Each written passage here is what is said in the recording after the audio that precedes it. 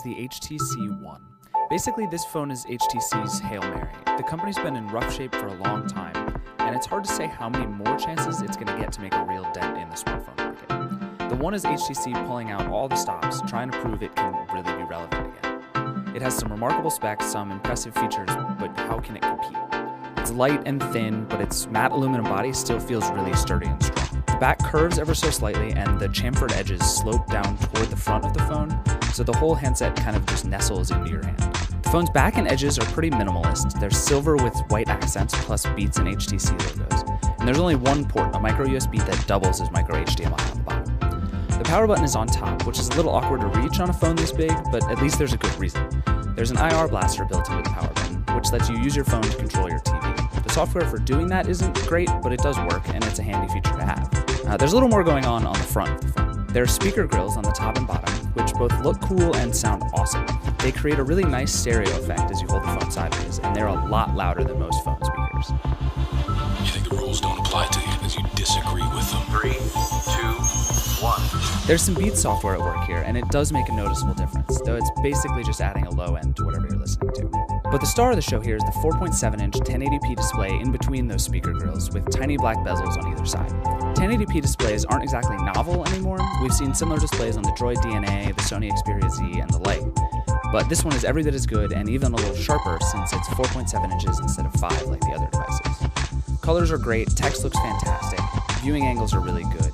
The screen's not super bright and it can be tough to use outdoors, but this is otherwise one of the best smartphone displays out there. There are two buttons below the screen flanking an HTC logo. You get home and back, and for some reason there's no multitasking button. That's fine, you just double tap the home button to get to the multitasking menu, and long press to get to Google Now. But the buttons are really awkward to press unless you hold the phone in two hands, just because they're located off to the sides. The One is running Android 4.1.2, which is already outdated software, and is missing some of the nice Android 4.2 features. And as always, it's skinned by HTC's Sense software. HTC's toned Sense down a lot over the years, but it's still pretty unmistakable, and HTC has even done some new things in this version. The most obvious new thing here is Blink Feed, which is basically Flipboard for your home screen. HTC's theory is that you want quick, at-a-glance news on your phone, so it puts a scrolling, customizable news ticker right on your home screen. You pick a bunch of news sources or connect Facebook and Twitter and just watch the news roll. It works, and it's a fairly handy thing to have, I guess, but it really just feels cluttered and makes using the One kind of exhausting. Plus, without that much work, you could just use Twitter and Flipboard widgets to create an even better system. In settings, you can change it so you have a more normal home screen, and then the Blink Feed setup one screen to the left, and I actually found that was a pretty perfect setup. There are a couple of other quick changes worth making on the phone, too. By default, the App Drawer only shows 9 apps at a time, which is just a huge waste of space on such a high-res screen. You can make it slightly denser, and you should. You should also sort apps alphabetically, which just makes things easier to find. With some effort, those things work well, but a few things about Sense continue to be kind of a mess. Take the People app, for instance. You can get around by swiping through tabs in the Holo interface, or you can tap on the header to switch, or you can tap on the other header to pick your sources. There are just too many ways to do everything, too many steps and processes you have to remember, and it just gets confusing. There are also a few ugly icons and font choices, which make the One feel like a toy when it's really much more than that otherwise. But one place that's definitely not the case is the camera. Instead of going for more megapixels, the One has what HTC calls an ultra-pixel camera, which is a custom sensor that's essentially a 4-megapixel camera, but with much larger pixels. There's also optical image stabilization, which helps in bad light so the shutter can stay open longer.